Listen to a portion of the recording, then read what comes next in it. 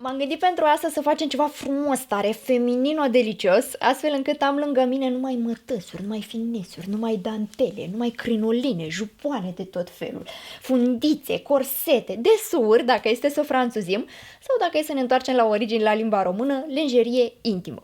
Cei care mă știți de multă vreme sau care ați mai ajuns pe canalul meu și ați intrat în contact cu materialele mele, știți poate că am început eu acum câțiva ani o serie dedicată istoriei modei, în care vă povesteam ce purtau femeile în fiecare decadă, îndeosebi a secolului 20. Am intrat așa un pic și în Evul Mediu, vorbisem puțin și despre antichitate, dar focusul meu fusese ăsta, al secolului 20, pentru că acolo am întâlnit cele mai mari schimbări, consider eu. M-am gândit să reluăm puțin ideea, dar să nu fie neapărat ceva repetitiv, și să vorbim și de aspectul ăsta al lenjeriei, al hainelor pe care oamenii le purtau, îndeoseb femeile, mă voi dedica lor, pe sub hainele alea frumoase despre care vă povestisem în acel clip. În acele clipuri, de fapt, că erau mai multe, pentru că lenjeria intimă are și ea un istoric foarte bogat, foarte frumos și mai ales referindu-ne la corsete, care au câștigat o super popularitate în ultimii ani, cred că sunt peste tot, mi se pare un subiect foarte interesant. Corsetele pe care le vedem noi astăzi nu prea au nicio legătură cu ce se purta în vremurile respective. Contextul de astăzi e cu totul diferit de ce era atunci și pot să spun, oricât de paseistă aș fi eu, și știți că tot timpul menționez că nu m-am născut când trebuia, că ce m-aș întoarce în timp și așa mai departe, pot să spun cu mâna pe inimă că nu mi-ar plăcea sub nicio formă să fiu nevoită să port corsetele pe care le purtau doamnele la 1800, 1000, chiar și pe la începutul lui 1900, 1700, perioada aia, ceva absolut monstruos. Dar o să începem așa ușor, ușor, ca să vedem de unde a pornit toată treaba asta cu lenjeria, chiloțărela, dacă vreți, putem să-i zicem și așa, pentru că va fi vorba și despre asta, vom vorbi despre chiloți. Întâi de toate aș vrea să stabilim la ce mă refer când folosesc termenul lenjerie. Limba engleză are mai multe declinări pe partea asta, adică avem acel underwear și avem și lingerie. Underwear, așa cum îi spune numele, under înseamnă dedesubt, iar wear înseamnă a purta. Underwear-ul ăsta poate defini orice articol de îmbrăcăminte pe care îl purtăm pe dedesubtul hainelor, pe când lingerie se referă mai degrabă la finesuri, la desuri, danteluri și alte eluri pe care le-am și eu aici pe masă. Deci cumva underwear poate însemna și perechea de chiloți tetra a bunicii, pe când lingerie se referă la niște finesuri, la niște treburi un piculeț mai feminine. Aduc asta în atenție pentru că în limba română nu avem acel underwear, lingerie, adică nu există distinția asta. E lenjerie intimă de colo până colo. Asta ca să știți că atunci când voi folosi termenul de lenjerie, mă refer și la acei chiloți tetra despre care spuneam, mă refer și la sutiene, mă refer și la bustiere, și la corsete, și la pantalonaș modelator, poate Spanx-ul ăla pe care îl știm cu toții, la ciorap, poate, ori la vreo cămașă de noapte, tunică și așa mai departe. Deci termenul va îngloba tot ce înseamnă articol de îmbrăcăminte de purtat pe dedesubtul hainelor noastre. Acum, lenjeria știm cu toții ce e, bănesc că o folosim în majoritate. Rolul ei inițial, atunci când a apărut acum mai bine de, ar zice oamenii, probabil cercetătorii britanici, acum mai bine de 7.000-8.000 de ani au găsit reprezentări grafice ale oamenilor antici purtând tot felul de cârpe ca să-și acopere diverse. Bineînțeles, dacă este să facem referire la prima apariție a lenjeriei intime, ca să zic așa, putem vorbi despre frunza lui Adam și a Evei, ce purtau ei acolo ca să-și acopere treburile. Dar undeva cu vreo 7.000-8.000 de ani înainte de Hristos, pare să că oamenii vremii foloseau un fel de cârpe pentru a-și acoperi zona organelor genitale.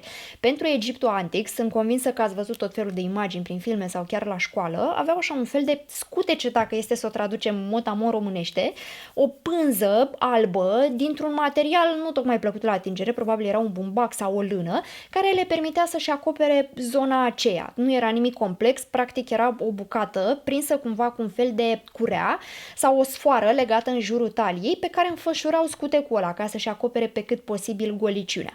Apar tot felul de astfel de reprezentări și mai departe la Roma antică și la Grecii antici și dacă este să ne uităm la imaginile de aici, că am găsit mai multe, veți vedea poate că pentru femei exista și un fel de bandă lat așa pe care o purtau pe deasupra sânilor. Se considera, pare să în vremea respectivă, că sânii mari nu erau unii dezirabili. Vedeți cât de interesante sunt schimbările astea pe măsură ce trec anii, adică se raporta raportau la niște canoane de frumusețe foarte diferite de cele pe care le avem astăzi și veți vedea asta pe parcurs, pentru că astea se schimbă de-a lungul secolelor, așa cum s-a schimbat moda. Dacă anul trecut s-a purtat nu știu ce, anul ăsta se poartă cu totul altceva. Așa a fost și în vremurile alea. Era o perioadă când femeile un pic mai voluminoase erau considerate cele mai dezirabile, cele mai minunate, după care știți, doar că moda s-a schimbat brusc la 180 de grade, după care iar a revenit, după care iar s-a schimbat și probabil că se va mai schimba de 1.000.000 de ori. Așa era și atunci. Se considera că sânii mici, un piept ceva mai aplatizat, era mai dezirabil, mai atrăgător. Femeile din vremea respectivă foloseau așa niște fâșii din piele sau material textil în funcție de ce aveau în vremea respectivă pentru a-și acoperi zona aceasta. La fel, în zona chilotului. Aveau de asemenea, tot la grecii antici și la romani, aveau așa un fel de triunghiuri, nu neapărat ca niște scutece, dar erau un fel de chilot stanga, am putea să le spunem, adică aveau ațe așa pe lateral, pe zona șoldurilor și niște triunghiuri care să le acopere zona organelor genitale. Dacă este să facem tranziția înspre Evul Mediu, să zicem undeva pe la 1400-1500 în perioada asta, veți vedea că lucrurile se complică foarte mult, extraordinar de mult. Dacă în antichitate vorbeam de un petic acolo mic care era ținut așa, minim de bun simț, acum femeile pleacă practic cu toată casa după ele. Aveau atât de multe articole de îmbrăcăminte pe dedesubtul hainelor, adică cele care ajungeau să fie vizibile celor din jurul lor, încât eu mă întreb cum Dumnezeului puteau să se miște cu toate alea pe ele. Mi se pare ceva de-a dreptul fantastic. De asta vă zic, nu cred că mi-ar fi plăcut neapărat să trăiesc atunci. Poate așa o zi, din când în când, să ne simtem bine, să ne facem o poză, da. Dar altfel, mi se pare incredibil de greu și anevoios și nu știu cum puteai măcar să respiri, dar aminte să te miști în hainele respective. Este de asemenea perioada când apare corsetul. Au mai existat așa anumite dovezi, cum că ele, corsetele, ar fi apărut încă din antichitate, dar sunt foarte puține și nu ne referim la corsetul așa cum îl știm noi astăzi. Știți, atunci când vorbim despre un corset, o să inserez pe aici niște imagini, ne gândim la o chestie de genul ăsta, cam asta ar fi accepțiunea termenului în 2021. Uite așa, o treabă din asta, care, mă rog, e greu de ținut în mână, cam așa ceva, care chipurile ne ajustează nouă talia și avem o poziție mai dreaptă, mai corectă, o chestie întărită cu balene, ce se leagă la spate cu șireturi sau cu capsele și așa mai departe. Până când a apărut ăsta, se pare că au mai existat așa niște strămoși cândva în antichitate, dar nu facem referire la ei astăzi, însă voiam să vă zic că doamna Caterina de Medici este cea responsabilă pentru, așa se zice, pentru apariția corsetului, așa cum era el în vremea respectivă. Însă, corsetele erau și încă sunt un articol de îmbrăcăminte purtat aproape exclusiv de femei, cu toate că există dovezi cum că și bărbații ar fi purtat într-o vreme, n-a fost o chestie care să câștige în popularitate atât de mult precum s-a întâmplat în cazul femeilor, pentru că erau extrem de nepractice, ce vă spuneam, foarte dureros, nu te puteai mișca, nu puteai respira, iar bărbații aveau nevoie de mobilitate, trebuiau să muncească, erau munci fizice mult mai frecvent întâlnite decât în ziua de astăzi și n-aveai cum. Trecând de gradul de confort probabil inexistent și era probabil și un pic ridicol, dar să știți că au existat puțini, într-adevăr, dar au existat și bărbați care au purtat astfel de corsete. Însă femeile sunt cele care le popularizează. Exista însă un articol de îmbrăcăminte comun, atât pentru femei cât și pentru bărbați, pe care vă recomand, dacă vreți să-l vedeți în acțiune, ca să zic așa, să vedeți un film care reprezintă foarte bine epoca aceea, perioada anilor 1400, 1500, poate chiar până pe la 1600, mă refer la dinastia Tudorilor, aceea era perioada, iar filmul se numește The Other Boleyn Girl, adică cealaltă fată Boleyn. Boleyn, pronunția diferă. Este vorba despre cea care i-a fost soție lui Henric al VIII-lea și care a stârnit o adevărată isterie în vremea respectivă. Povestea este una foarte interesantă. Dacă vreți să urmăriți filmul și doar ca să vă clătiți ochii să mai învățați ceva de acolo, recomand și asta, e cu Natalie Portman, cu Scarlett Johansson, care sunt absolut minunate, dar veți vedea acolo o reprezentare foarte corectă a ceea ce înseamnă vestimentația vremii și a acelui articol de îmbrăcăminte de la care am pornit discuția. Eu vorbesc mult, pot să vă povestesc până mâine, că știți că mă pasionează subiectul, mă refer aici la un fel de cămașă, o tunică, așa cum, uite, am luat eu aici niște imagini exact din film ca să vedeți despre ce e vorba. Deci, atât femeile cât și bărbații purtau pe dedesubtul hainelor lor genul ăsta de cămașă, tunică. Era o chestie făcută din lână bumbac pentru acele categorii sociale mai sărace și în funcție de statutul social pe care îl avea persoana care purta articolul, putea să fie făcută din mătase, putea să aibă diverse broderii, alambicături și așa mai departe. Dar asta era doar pentru aceia puțini, adică aceia bogați. Oamenii de rând aveau genul ăsta de cămăși simple, niște chestii care doar aveau rol de acoperământ. Nu purtau nimic pe dedesubtul lor, deci nu vorbeam atunci de chiloți, nu vorbeam de sutiene, ce sutiene, nu exista așa ceva în vremea respectivă. Ăsta era stratul ăla cel mai de bază și nu vă gândiți că le purtau doar când dormeau. Deci nu, ăsta venea pe dedesubt tuturor hainelor, atât pentru femei cât și pentru bărbați. Diferența era însă de lungime. La femei era vorba de ceva care venea până jos, adică le ajungea până la glezne, era o chestie așa foarte largă, na, nimic fancy-pensy, iar la bărbați ajungea undeva până la nivelul șoldurilor, coapselor, dar cam prin zona aia. Erau oarecum mai scurte, mă rog, poate și pentru că ei aveau nevoie de mai multă mobilitate. Și știm cu toții, pentru bărbați vorbim despre pantaloni, pentru femei vorbim despre rochii, cel puțin pentru încă o bună perioadă de timp. În pictura asta, poate vedeți că doamna de aici are o rochie albastră, pe dedesubtul căreia se vede așa o fâșie de material, e o chestie albă și ăia mai din spate acolo, bărbați probabil, la fel, se ițește o mică fâșie de material alb. Este vorba despre același tip de îmbrăcăminte, însemnând acea tunică pe care o purtau pe dedesubtul hainelor. Ăștia nu erau niște nobili, niște bogați, adică se vede după vestimentația lor că ce avem aici nu e ceva opulent, nu sunt niște materiale luxoase, nu vedem bijuterie. Ăștia erau niște oameni de rând, niște muncitori, probabil la când vedeți că sunt în proximitatea oilor. Apoi, pentru cei bogați, așa cum sunt și domnișoarele Bonin, pe care le folosesc eu aici pentru exemplificare, vestimentația așa arăta, dar țineți cont că asta e o minoritate. Ele erau la curtea regelui, unde într-adevăr puteam vorbi despre lux, despre dantele, despre mătăsuri, finesuri și așa mai departe. Astea nu erau accesibile oamenilor de rând. Nu veți vedea așa ceva pentru țăranul care muncea câmpul, pentru o simplă femeie care creștea copii acasă, avea grijă de animale, cel mult țesea sau avea alte muși de genul ăsta. Deci vestimentația asta era rezervată doar acelora care și-o permiteau și nu erau mulți cei care aveau posibilitatea. Însă, dacă este să facem referire și la ei, treburile se complică puțin din punct de vedere al hainelor. Avem așadar cămașa, tunica, vedeți, ne folosim aici de doamna, cămașa asta albă, care până în pământ, făcută probabil dintr-un material fin. Aici nu vorbeam de lână, nu vorbeam de bumbac, cu siguranță că ce avea acolo era o mătase sau oricum un material plăcut la atingere cu ceva broderie în zona gâtului sau a mânecilor. De multe ori broderia asta se lăsa cumva la vedere, tocmai pentru că era un detaliu ce sugera din start că vorbim de o persoană cu bani. Era o persoană bogată, influentă, care își permitea astfel de minuțiozități la mână. Nu era pe atunci ca acum, te duci în Zara și mamă, ți-ai luat super chestie de zici că este coborâtă de pe podium de la Paris. Atunci cine era îmbrăcat bine, clar bine. Se vedea clasa socială. Oamenii de genul ăsta, așa cum este și doamna, cu siguranță purta haine care aveau genul ăsta de detalii, așa niște broderii și de multe ori se vedeau, contrastau frumos cu hainele multe ce vor veni pe deasupra. Decolteul, vedeți poate că era unul pătrățos. Ăsta era stilul vremii și tocmai pentru a lăsa broderia aia să se vadă, așa era decupată și cămașa asta. Pe deasupra își punea un fel de jupă, să-i zic, era o fustă, un fel de crinolină care să dea forma aia de clopot rochei, care va veni ulterior. Era o chestie de origine spaniolă, din ce am înțeles eu, din păcate nu găsesc un echivalent în limba română, dar putem să o considerăm un fel de crinolină. Era o chestie făcută din oase de balenă, vedeți că sunt așa un fel de cercuri, acolo pe toată suprafața, distribuite dintr-un material foarte dur, ceva care să ofere acel corp fustei ăsteia. Iar materialul textil era de cele mai multe ori roșu, așa cum vedem și aici, tocmai pentru că asta sugera bogăția. Roșu era considerată culoarea bogăției. Apoi, aveau pe deasupra o rochie, dar nu ultima, venea pe deasupra o rochie dintr-un material de cele mai multe ori frumos, să zic așa. Avea tot felul de broderii, fir de mătase, nu știu ce, putea avea mărgeluțe cusute, depindea de gusturile doamnei. Dar venea rochia asta pusă peste cele pe care vi le-am arătat până acum. Apoi, avem altă rochie, rochia de final, care, dacă puteți voi observa, venea cumva decupată din zona taliei până jos, era așa ca un fel de triunghi, tocmai ca să se vadă rochia de dedesubt și să contrasteze frumos cele două materiale între ele.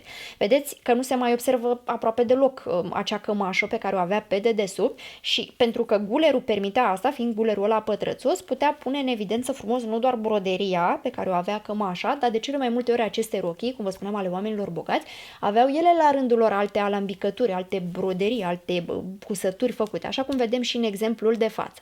Și dacă este să mărim și mai mult miza, veți vedea că se atașau un fel de mâneci, să le zic așa, niște mâneci foarte mari, foarte voluminoase, nu știu cum Dumnezeu le puteau să facă ceva cu alea, care de asemenea aveau și ele o broderie contrastantă cu acel corp al rochei. Deci era o chestie foarte voluminoasă, ceva care clar atrăgea atenția, ocupa toată camera și pe lângă asta mai aveau și bonetele alea pe cap și tot felul de bijuterii. Și dacă puteți vedea acolo în zona taliei, pentru cazul de față, era un fel de centură sau o chestie ca un lanț atașat de zona taliei, de care prindea o carte de rugăciuni. Ca să fie pioase, a venit și o codiță pufoasă de broscoi să ne țină companie.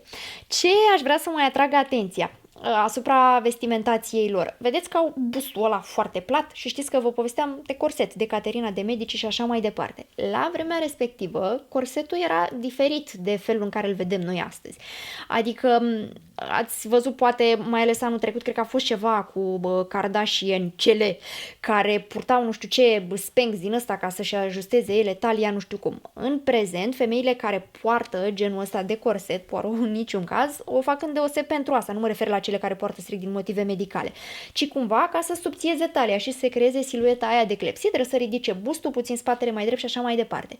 Atunci, forma dorită era un pic diferită. Era folosit un corset cât se poate de drept, care nu avea rolul de a subția, ci de a platiza. Își doreau să aibă un bust cât mai drept, cât mai plat, fără niciun fel de umflătură, niciun fel de volum. Trebuia să fie efectiv o chestie așa dreaptă de colo până colo, astfel încât corsetele vremii, după cum vă arăt și în exemplu de față, erau unele care asta făceau. Erau așa niște bucăți foarte rigide de material, îmi imaginez că extrem de inconfortabile, care doar aplatizau și ofereau corpul ăla rigid.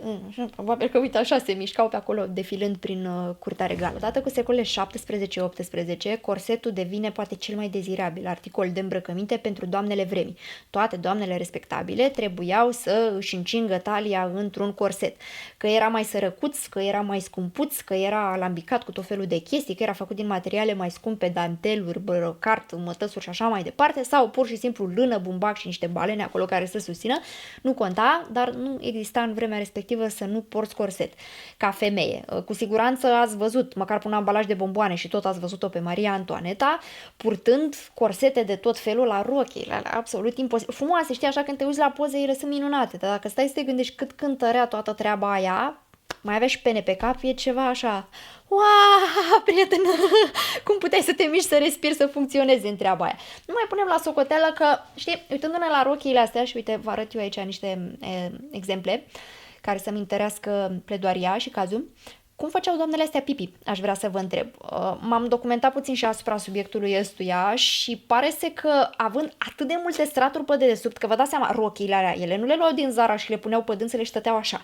Nu, există multă orchestrație pe dedesubt și vă zic imediat, tot așa, cu cămașă, cu crinolină, cu rochie de nu știu care, după care cu buzunarul, corset, multe. Da, având toate straturile alea, nu știa nimeni că ai tu kilot sau nu. De asta nu era neapărat necesar să poarte atunci. Nu prea purtau. Nu există foarte multe dovezi care să ateste că aveau ceva pe acolo. Erau toate jupoanele alea, n-aveau nevoie. Astfel încât, în momentul în care făceau pipi, treaba se desfășura cam așa. Era un fel de olițe.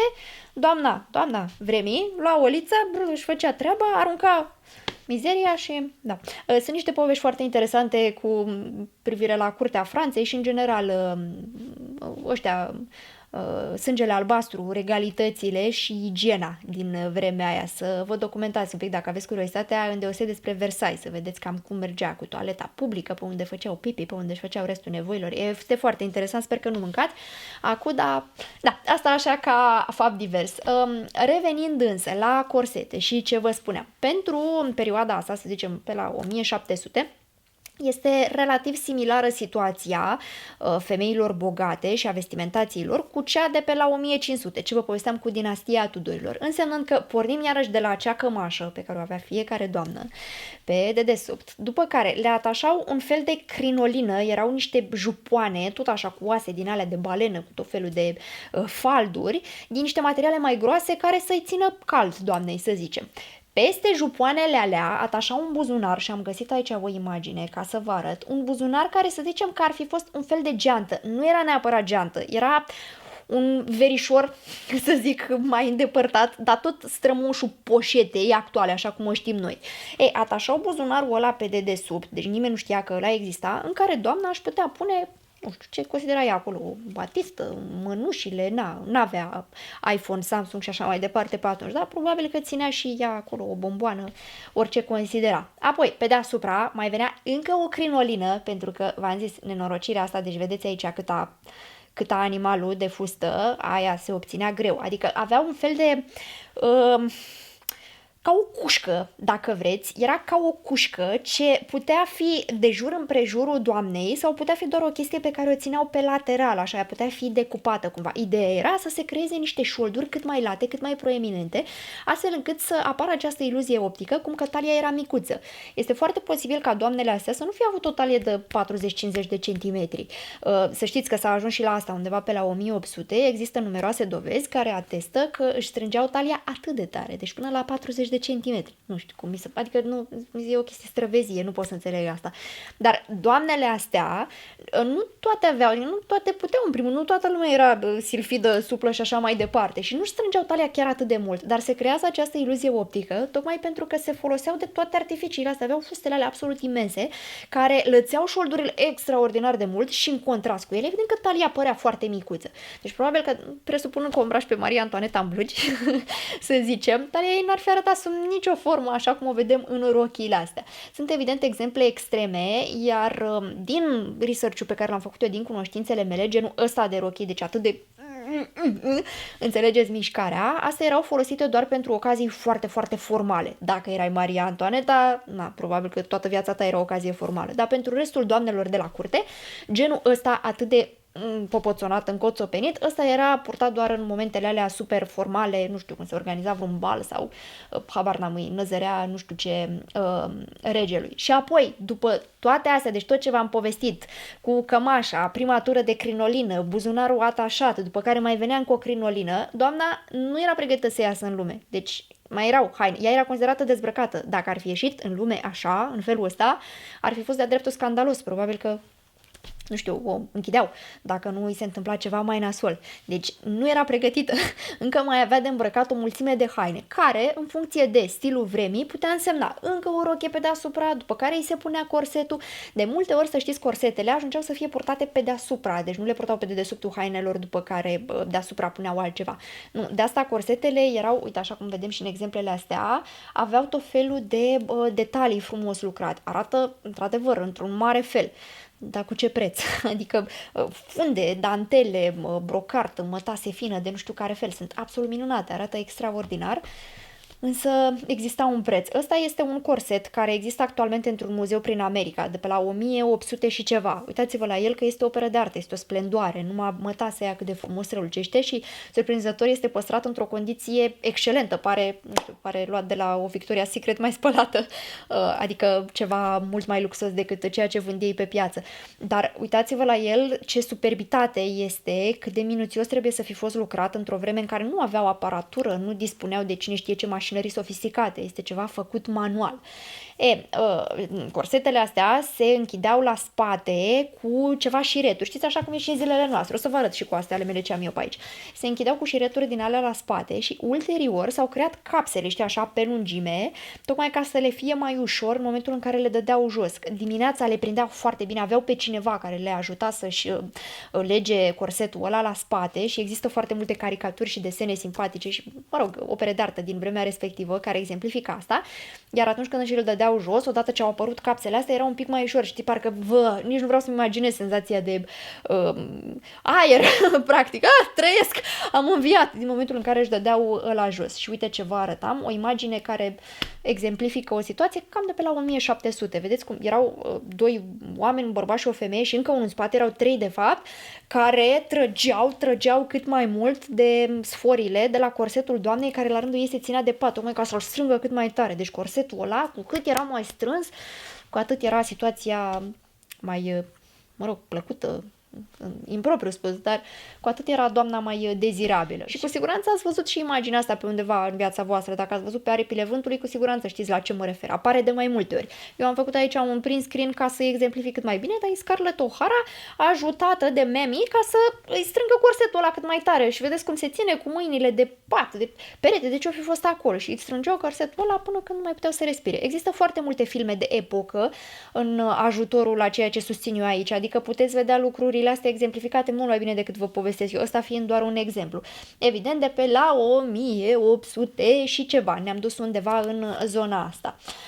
Veți observa că pe lângă crinolinele alea obscene, pe care le considerăm tot articol de îmbrăcăminte, și când spun obscene mă refer la asemenea imensități, nu știu, e peste puterea mea de înțelegere, veți observa de asemenea că aveau și un fel de crinolină, nu știu cum să zic, era o chestie care se punea așa la fund, astfel încât posteriorul doamnei era o chestie așa, țeapănă, știi, parcă era un iepuraș din ăla care stătea așa, după cum puteți vedea în exemplele pe care vi le arăt eu aici. Era tot o chestie făcută din niște tije metalice, oase de balenă, ce-o fi fost în vremea respectivă, ca să fie treaba un pic mai bombată și să se creeze acea siluetă de S, care va deveni foarte populară undeva pe la începutul secolului 20. Dacă vă amintiți voi, vă spusesem eu în clipurile alea cu istoria modei, despre acea fată Gibson, The Gibson Girl, care popularizase silueta în formă de S, era cea mai dezirabilă la momentul respectiv, cu talia aia foarte, foarte strânsă, cumva posteriorul bombat în spate, bustul bombat în față, ceva imposibil de atins, da, în formă naturală. Dar știți ce e interesant? Că multe secole lenjeria feminină a făcut lucrurile astea pentru femei, adică în prezent nu poartă nimeni așa ceva. Silueta pe care ne dorim, îmi imaginez eu majoritatea, nu știu, bănuiesc că toate vrem să fim clepsidere și așa mai departe, o obținem mâncând sănătos, mergând la sală, adică ne folosim de corpul nostru, practic, nu de lenjerie care să facă asta pentru noi. Atunci nu era așa, nu aveau astfel de cunoștințe. Atunci se foloseau de lenjerie ca să obțină acea siluetă a vremii, care s-a modificat secol de secol în funcție de ceea ce era la modă atunci, că nu puteau obține genul ăsta de siluetă dacă nu aveau ceva adjuvanți. Asta era imposibil de găsit în natură. Și de asta au apărut tot felul de chestii, de corsete de nu știu care fel. Veți vedea că și silueta corsetelor se schimbă pe parcurs. Cum vă ziceam, la 1500 vorbeam despre acele corsete drepte, al căror rol era doar acea aplatizare și o structură cât mai rigidă. După care, pe măsură ce avansăm și avansăm, după cum exemplific eu aici, vedeți că apar așa niște curburi la corsetele astea, sunt din ce în ce mai evidente în direcția siluetei de tip clepsidră, iar apogeul lor va fi undeva în perioada eduardiană, să zicem pe la începutul secolului 20.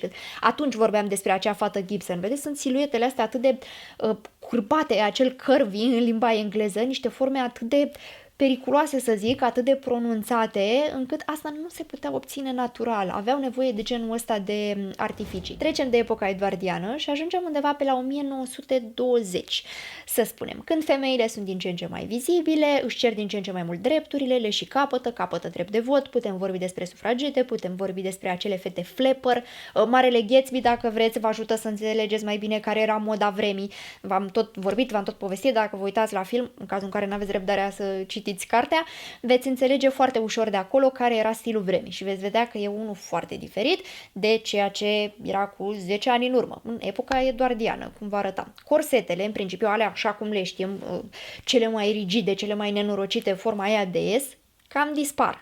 Ele vor mai fi purtate doar de doamnele în vârstă, acele doamne care probabil au copilărit în epoca victoriană și care sunt rămase pe stil vechi. În continuare, ele le vor purta. Dar pentru tânăra speranță, pentru domnișoarele vremii care își doreau să fie moderne, corsetele alea sunt îndepărtate complet și ajung să fie purtate tot cu un fel de corset, dar nu chiar, nu am eu termen în limba română ca să-i pot spune altfel, însă dispar întăriturile alea, dispar balenele, dispare forma aia atât de extremă, nu mai erau la fel de inconfortabile.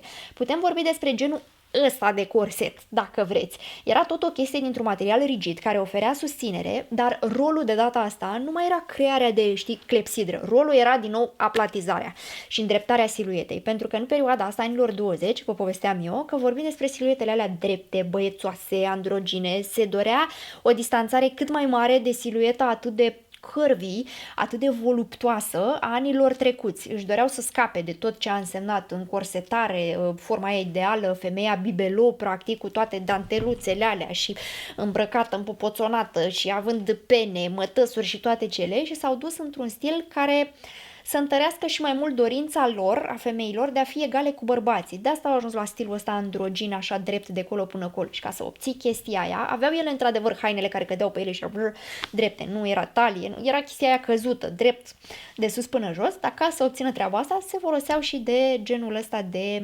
lenjerie. Și aici putem să-i mulțumim și lui Coco Chanel, nu doar ea, dar Coco Chanel, Paul Poiret sunt printre cei care au înlăturat, practic, corsetul așa cum îl știam noi până acum, cu totul. De asemenea, putem să vorbim despre astfel de lenjerie și vedeți că sunt aceleași linii drepte, de colo până colo, sunt mai finuțe, obiectele astea de lenjerie sunt mai delicate, vorbim de niște materiale mai plăcute la atingere și nu mai e toată încoțopeneala aia, mai sunt straturi peste straturi, crinolină, peste crinolină, peste jupon, stai că îi trebuie ăla la fund, stai că n-are nu știu ce buzunar, stai că boneta, mănuță, pantalona și de nu știu care fel. Era genul ăsta de lenjerie care cred că era mult mai confortabilă și simplifica mult mai mult situația. Și de asemenea am găsit și niște exemple de ciorapi. Purtau astfel de ciorapi undeva până la genunchi, sub genunchi, pentru că rochiile cam pe acolo se terminau și era ceva considerat aproape scandalos dacă se întâmpla ca doamnei să-i se dezvelească puțin din... Eu sunt cu oamenii de turtă dulce, pe mine evident. Dacă se întâmpla cumva să-i se dezvelească puțin din picior și să se vadă danteluța aia de la ciorap sau și mai rău să se vadă un pic de piele, mamă, păi se dezlănțuia iadul ce ieșea acolo. Dar astea erau detaliile vremii, deci purtau genul acesta de ciorap. Sunt simpatice și mi se par aproape naive dacă este să ne raportăm la prezent, dar să știți că din asta venim. Așa era în vremea respectivă. Trecând apoi la anii 30. Acum, silueta capătă o altă formă. Din nou am vorbit despre asta în detaliu în clipul dedicat istoriei modei. Femeile nu mai voiau să fie acele băiețoase androgine și se face o ușoară tranziție spre feminitate, o întoarcere la feminitate, dar nu din aia extremă. Astfel încât vom întâlni siluete ceva mai ajustate pe corpul feminin și lenjeria ține și ea pasul cu asta și apare ceea ce putem noi numi nu știu cum să-i zic, lenjerie modelatoare, corset, dar nu e corset de la, adică nu e de ăsta cu balene, nu la asta mă refer. Uite, când vedeți așa ceva, poate înțelegeți mai bine. Mă refer la genul ăsta de lenjerie.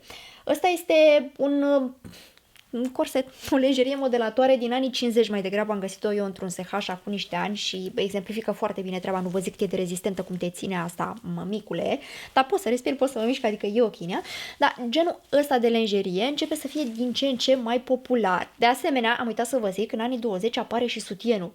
Chestie revoluționară, care până acum ați văzut că nu prea am vorbit despre ea. Că erau benzile alea pe care le purtau femeile în antichitate, da, dar nu vorbeam de un sutien în adevăratul sens al cuvântului. În anii 20 o doamnă inventează sutienul, după ce ia practic o bucată dintr-un șervețel și încă o bucată dintr-un șervețel ca să-și acopere, cele două treburi și le leagă cumva cu o fundă aici. După care ia licență pentru treaba asta, pentru invenția ei și astfel popularizează din ce în ce mai mult sutienul. Da, atunci nu vorbeam sub nicio formă de push-up sau dantele de nu știu care fel cu cupe, cu balene. Nu, sutienul era o chestie relativ simplă, era o chestie așa care cădea și după cum vă spuneam, în niciun caz nu-și doreau să adauge volum sau să accentueze ideea de feminin. Era o chestie, o treabă așa plată care avea cel mult rol de a platiza și a acoperi puțin tel, deci nu sutiene așa cum vedem astăzi. Însă, de prin 1930 se face tranziția spre acea feminitate și nu doar talia începe să fie puțin mai accentuată, foloseau astfel de corsete care să accentueze, dar apar și sutienele care aveau o formă puțin tel mai feminină, adică imitau practic forma sânului feminin. Uite, după cum putem vedea în reprezentările astea. De asemenea, apare lenjeria de pijamalele, ca să le zic așa, deși mi se pare nedrept să numesc ceea ce vedem în poza asta drept pijama, dar sunt genul ăsta de furori foarte elegante, de surile astea din mătăsuri fine, franțuzești de tot felul, cu mătase, cu fundițe, cu broderii, cine știe ce nebunie acolo, care capătă din ce în ce mai multă popularitate în vremea respectivă. Și am și eu, să știți, o piesă care mi-e foarte dragă, din vremurile alea pe care nu o vedeți bine din mâna mea, dar inserez poză pentru cei care nu o știți, este acest furou care chiar din anii 30, dintr-o mătase piersicie superbă, atât de fină și de delicată, mereu mi-e teamă să nu-i fac ceva de câte ori îmbrac, cu astfel de detalii frumoase. Dacă puteți vedea, are dantelă undeva pe mâneci, mai are un pic de dantelă aici pe spate, uite așa, se vede, cred că observați mai bine în poze și se prinde cumva la gât. E o piesă foarte specială pentru mine, nu doar prin vechime, dar este absolut superbă și sper să mă țină cât mai mult timp. Dar genul ăsta de lenjerie de noapte era purtate de către doamne în viața de zi cu zi, adică nu era o chestie specială așa cum o port eu odată la nu știu cât timp la ocazii și că e veche și că mi-e frică și așa mai departe. Nu, era ceva perfect normal pentru vremea respectivă. Apoi, pentru anii 40, vorbim evident de război. Știți că de fiecare dată când fac referire la perioada asta, indiferent de ce m-aș lega, că vorbesc de modă, că vorbesc de cărți, că vorbesc de situație socială, orice ar fi, tot o să leagă de război. Și cum vă spuneam, în perioada războiului era nasol cu materialele, pentru că n-aveau de niciunele. Ajungeau să-și facă haine din materialul pe care soldații îl foloseau pentru parașute, pentru că n-aveau, nu era nici mâncare pe atunci. Dar aminte să ai mătase fină de nu știu care, nu se făcea risipă la material, totul se dădea pe porți, era rație. Și la mâncare și la materialul pentru haine, sub nicio formă, nu mai vorbeam de luxul și opulența care a fost în anii 30. Și uite, vă mai arătasem eu imaginea asta, poate vă amintiți, cu doamnele care, neavând ciorapi, nu aveau material, nu aveau nylon din ăla ca să-și facă ciorapi, tot materialul era folosit pentru parașutele soldaților, își desenau pe spatele picioarelor cu vopsea, de care aveau atunci așa niște dungi care să imite ciorapii. Ce nebunie a fost din momentul în care s-a terminat războiul și s-a dat liber, să zic așa, s-au comercializat iarăși pe piață ciorapii din mătase, de nu știu care fel. Și uite, am uitat să vă zic asta, când vă povesteam eu despre secolul XV cu dinastia Tudorilor 15-16 și așa mai departe, purtau și ciorapi doamnele vremii respective și materialul din care era făcut ciorapul determina cât de bogată sau săracă era doamna respectivă. Ăia mai săraci aveau ciorapi groși, de lână, care să țină cald și atât. Astea mai bogate, regina, purta mătăsuri. Din momentul în care a descoperit mătăsurile, nu s-a mai despărțit de ele, erau cele mai fine, cele mai luxoase, dar evident, producerea mătăsii în vremurile alea, practic, costa agonisalea de o viață a unui om obișnuit. Erau foarte scumpi și, evident, accesibili doar unei categorii foarte limitate.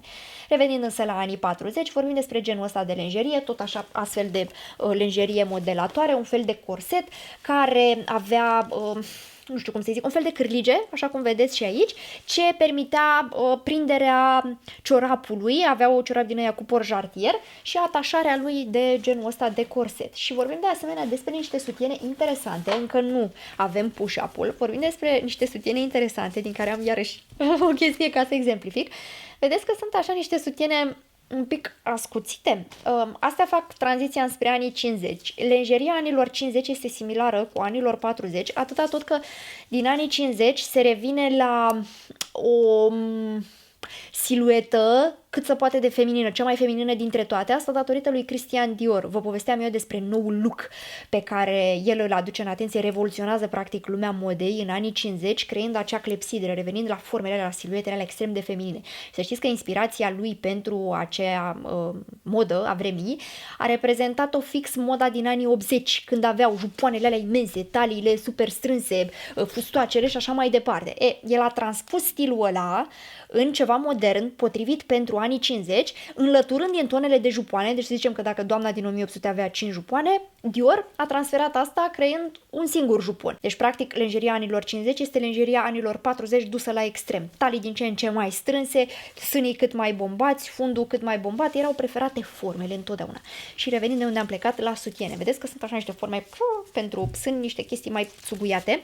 Vorbim despre genul ăsta de sutiene. Vedeți cum are ăsta al meu? Bine, el, săracul, n-a fost îmbrăcat niciodată de mine pentru că ăsta este un obiect de colecție, practic, pe care am avut norocul de a-l lua dintr-un second hand. L-am luat pentru strict așa, ca să-l țin ca obiect de decor, pentru că mi-e foarte mare. Nu cred că o să am vreodată ce băga în el. Dar ca idee, ăsta este un sutien din anii 50, așa arăta. Ăsta este un sutien autentic din perioada respectivă, cu genul ăsta de cupe. Vedeți, deci nu există burete deloc, nici un pic de întăritură, este doar materialul textil și sunt așa niște chestii țuguiate. Asta tocmai pentru că în anii 50 se creează un cult pentru tot ce însemna spațiu, NASA, rachete de tot felul și sânii ăștia, uite așa în forma asta așa țuguiată, imitau cumva forma unei rachete. Piu!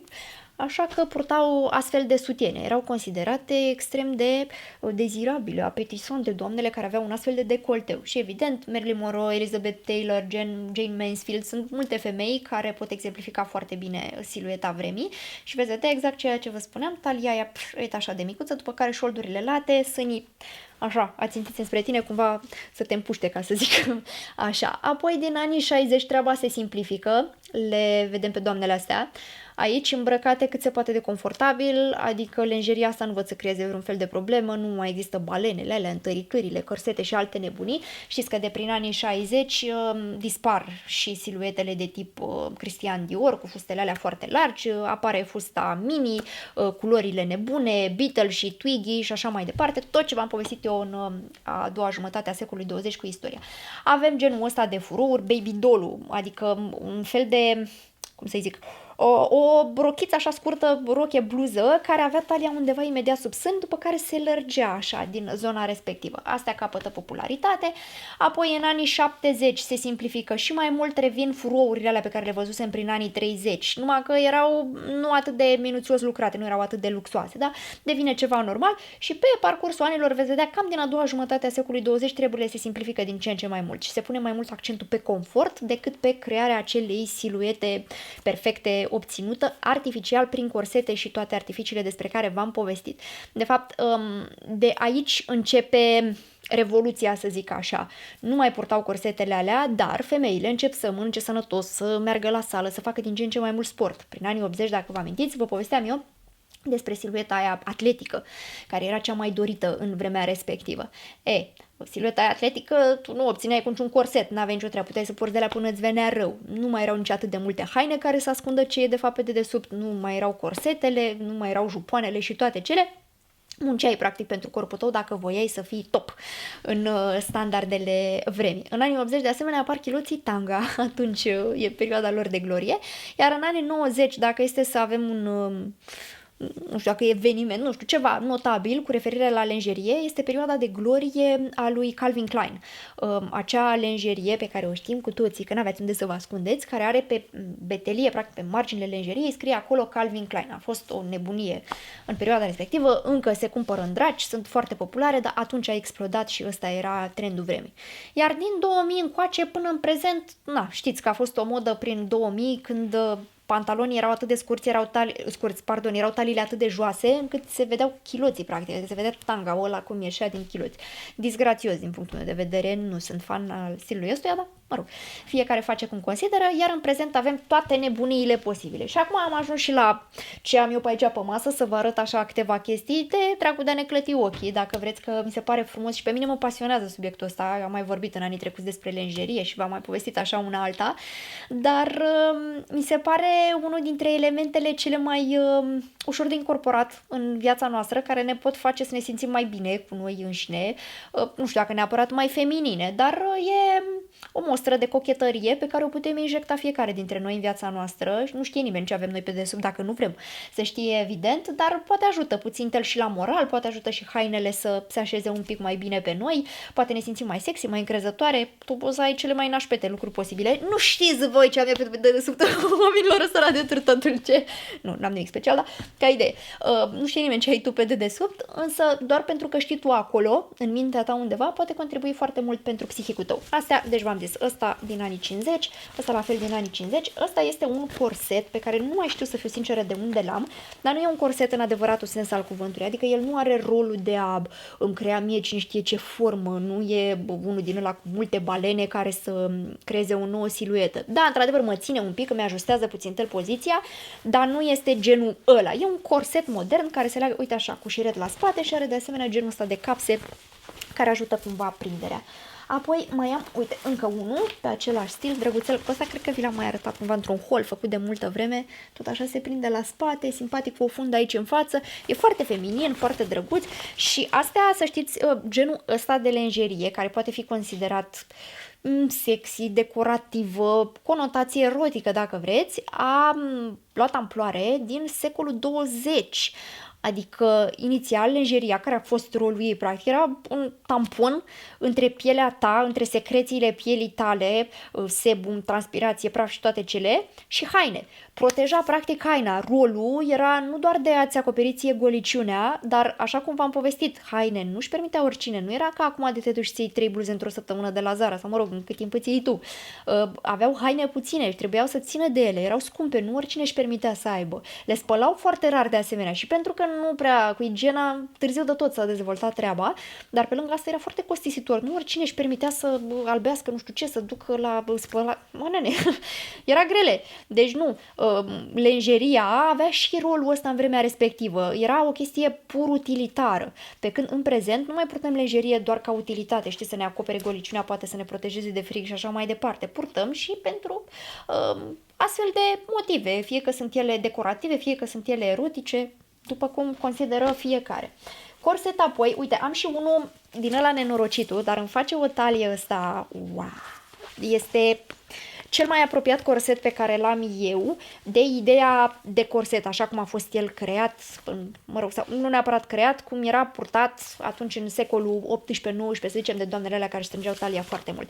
Este un baby corset, dacă pot să mă exprim așa, nu e unul care să-mi acopere și bustul sau să atingă șoldurile. Ăsta merge doar în talie. E făcut dintr-o mătase foarte fină, sper că puteți vedea acolo câte ceva așa, și are atât de multe, nu știu cum să le zic, oase din astea, sunt foarte, da, multe bucăți de metal pe interiorul lui care să-mi creeze mie acea siluetă. Am avut eu o vreme în care îmi doream foarte mult să explorez zona asta. Îmi doream să port astfel de corsete și am găsit așa ceva la, cred că What Katie Did se numește site-ul din Anglia, care fac corsete corsete adevărate, adică sunt din alea care țin talia, care o strântează, care o micșorează, care tot ce-ți dorești tu, foarte fin, e o chestie luxoasă, într-adevăr, cu astfel de șireturi de mătase, deci e o experiență în sine. Da, voiam să aduc și asta în atenție puțin tel. Eu nu încurajez pe nimeni să poarte corsete, Doamne ferește, cu talia, cu asta, fiecare după cum consideră. Dacă le purtați din motive medicale, cred că un corset poate fi chiar benefic, ca să ne ajute pentru poziția coloanei, să stăm mai drepte. Nu sunt eu specialistă, însă cred că genul ăla de corset e recomandabil. Dar nu sunt sub nicio formă de acord cu o modă din ce în ce mai populară a corsetelor care ne strâng doar din motive estetice și ne strâng greu, se modifică organele pe acolo, poziția lor, poți să faci mai mult rău decât bine. Deci atenție mare să nu ajungeți în vreuna dintre extreme în cazul în care abordați așa ceva, ca să știți că eu nu încurajez sub nicio formă asta. Corsetele altfel sunt frumoase, dacă sunt din astea, așa cum vi le-am arătat pe primele, doar decorative, purtați, dați înainte cu tupeu, pot arăta foarte fain cu un sacou pe deasupra. Mai am aici un sutien care cred eu că provine de pe undeva de prin anii 80, am senzația. E un fel de bustieră așa pe care tot într-un SH l-am găsit, sutienul bustieră. N-are pic de cupă în el, e efectiv o chestie pe care o port, uite așa, în momentul în care am bluze de genul ăsta, vedeți? La care îmi doresc practic să nu se vadă bretelele de niciun fel. Nu mă oferă susținere, nu face nimic, e doar o chestie care ține acolo niște treburi, n-are bretele de nicio formă, dar am zis să vi-l arăt că e ceva deosebit. Furoul vi l-am arătat și uite și o jupă, o crinolină. Eu am mai multe crinoline din astea, vi le-am mai arătat eu de-a lungul timpului, dar nu sunt din alea cu o groază de sârme, metal, cu oase de balenă, adică nu vorbim de orchestrate, de cuștile alea imense, n-aș putea cu așa ceva. Dar genul ăsta de crinolină, care a început să fie popular prin anii 50, e doar material, adică sunt doar falduri. Uite așa, o chestie din asta, vedeți? E practic un jupon pe care îl iei pe dedesubtul fustei ca să se înfoaie și mai mult și să obțin silueta aia așa ca un clopot, care știți că îmi place mie foarte mult, aia învârticioasă, reprezentativă pentru anii 50. Genul ăsta de crinolină poate fi găsit pe eBay cu ușurință. Sunt o mulțime de vânzători din Uniunea Europeană care trimit ușor în România, nu plătiți nimic la vamă. Dacă vă interesează, și vă spun asta pentru că am mai fost întrebată de-a lungul timpului de unde le iau, le puteți lua de acolo, deci de pe eBay. Sunt genul ăsta de volane sau dacă aveți o croitoreasă pricepută și vă luați niște tiul, vă faceți voi singure că nu cred că este mare inginerie. Mai am una mov, cred că mai am încă vreo două albe și dacă găsiți unele din materiale plăcute la atingere, să nu fie chestii aspre, tiul din ăla scorțos, pot face o super diferență în silueta pe care o aveți și pot micșora talia, așa cum vă spuneam când vă povesteam despre doamnele care se foloseau de artificii. Nu contează neapărat să fie talia de 60 de centimetri, contează raportul ăla dintre talie și șold. Dacă șoldul este în gust, poți să ai talia cea mai subțire din lume, că nu va fi pusă în evidență așa cum îți dorești. Deci, trebuie lucrat Întâi de toate cred eu la șold și după aia la talii.